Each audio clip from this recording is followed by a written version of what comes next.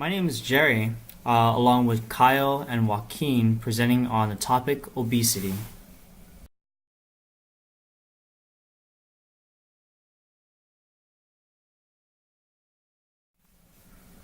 Today on our outline, we will discuss introduction, overview of pathophysiology, the disease frequency and risk factors, how disease pathophysiology is diagnosed, what are symptoms of the disease, exercise recommendations, exercise effects on the disease pathophysiological state, and the references used to describe this outline, all in reference to obesity.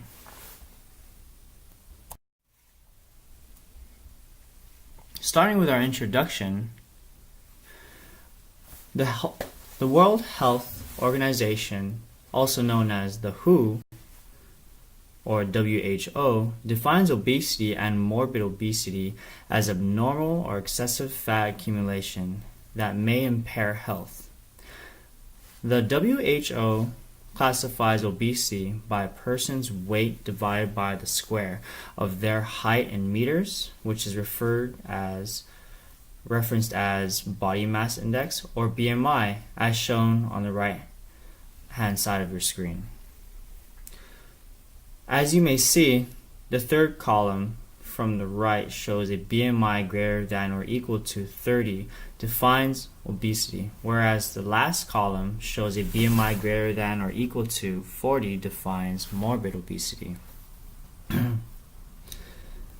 So, interestingly, the National Institute of Health guidelines define this population, obese and morbidly obese, with a family history of obesity-related comorbidities such as diabetes, hypertension, heart disease, or stroke.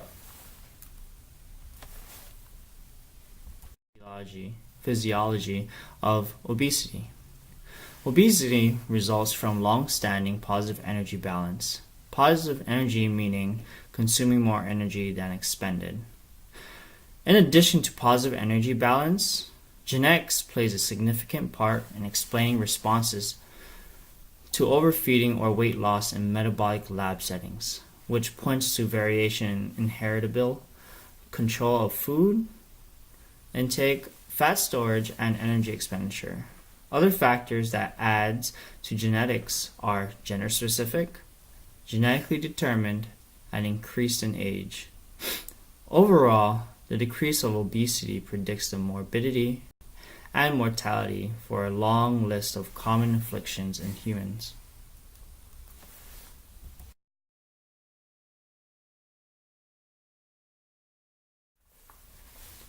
In terms of disease frequency and risk factors, according to Ehrman and colleagues, obesity and morbid obesity are associated with cardiovascular disease, which include heart failure, arrhythmias, or stroke. Obesity and sedentary lifestyle is considered the second leading cause of preventable disease and may overtake tobacco.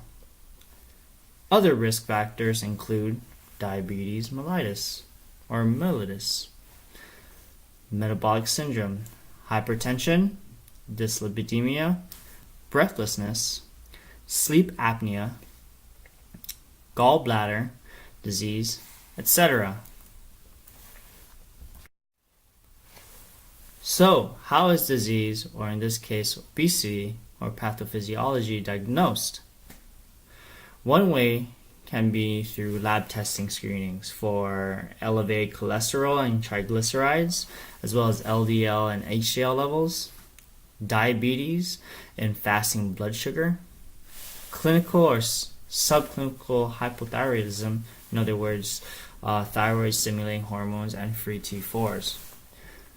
Another way is through comprehensive chemistry profiles, which can assess for non-alcoholic fatty liver and renal disease. Another way is ECGs to evaluate specific cardiovascular problems such as elevated blood pressure or palpitations.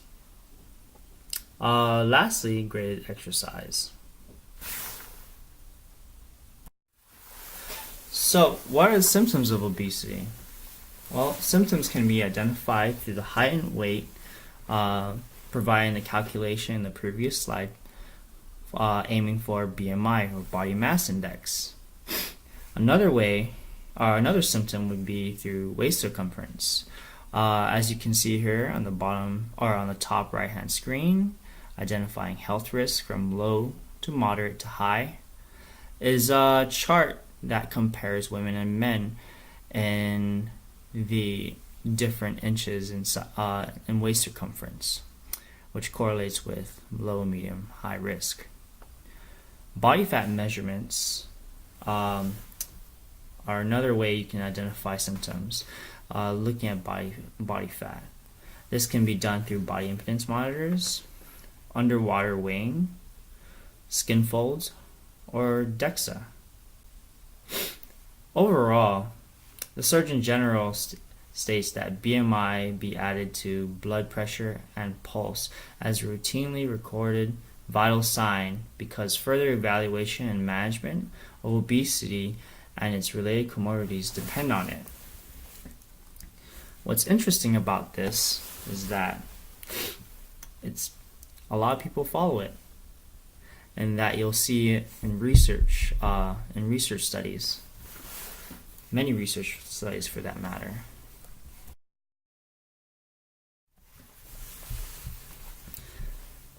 Exercise recommendations would include cardiovascular aerobic exercise program. Now, the obesity may limit weight-bearing exercises, so non-weight-bearing such as cycling and, if available, swimming. They are expected to at least expend 2,000 calories per week or more. In an ideal world, viewed through the FIT principle, these individuals would frequently work out daily, or at least aim for daily. The intensity would be 40 to 59 of peak VO2, especially if new to exercise. If they're already new to exercise, or if they're already used to exercise, then it's 60 to 80% of heart rate reserve. Now, if you're starting from the bottom, which is 40 to 59%, or maybe even below that, the goal for obese patients should be to make it to 40, 59 and above, up to 80% of heart rate reserve.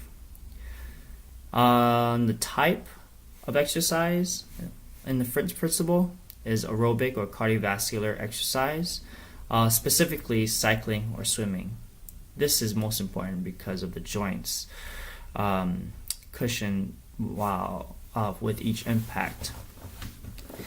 If you're running on a treadmill and the person has so much weight, would that affect their joints?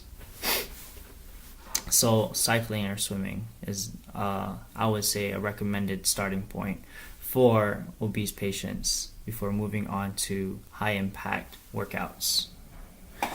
The time, well, if they're new to exercise, typically you would work up to 30 minutes.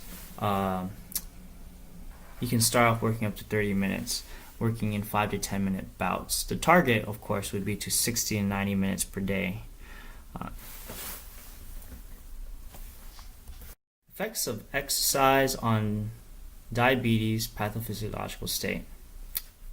So the effects would include reducing visceral fat accumulation, reducing triglyceride levels, reducing low density lipoproteins, increasing high density lipoproteins, reducing inflammation or adipokines, increased release of anti-inflammatory cytokines from muscle.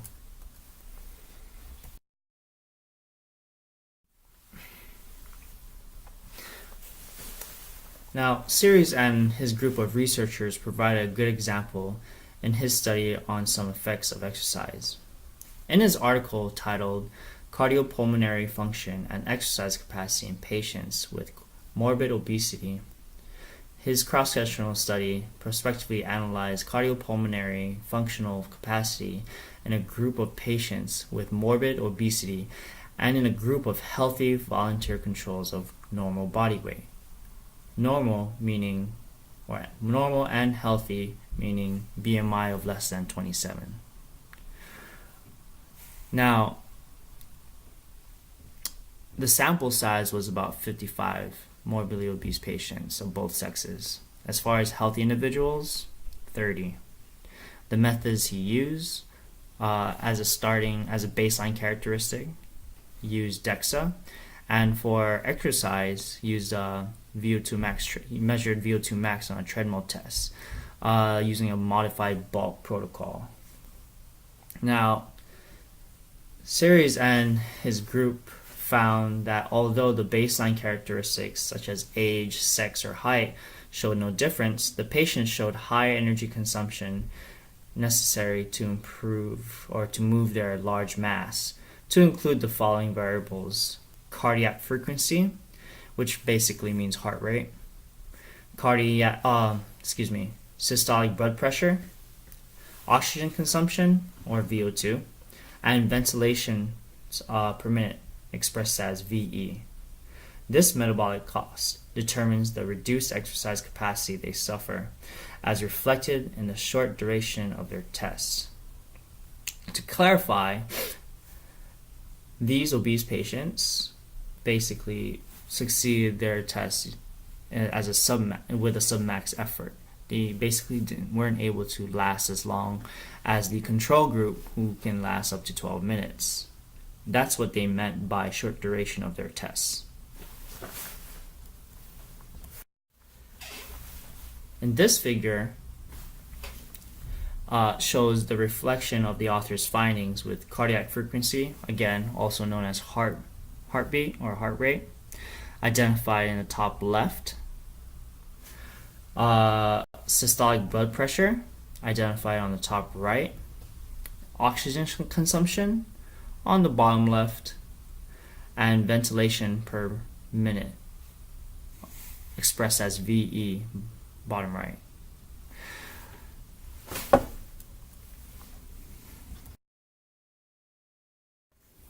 Now we have come to the conclusion with our references. Thank you for watching. I hope you enjoyed our presentation. Have a nice day.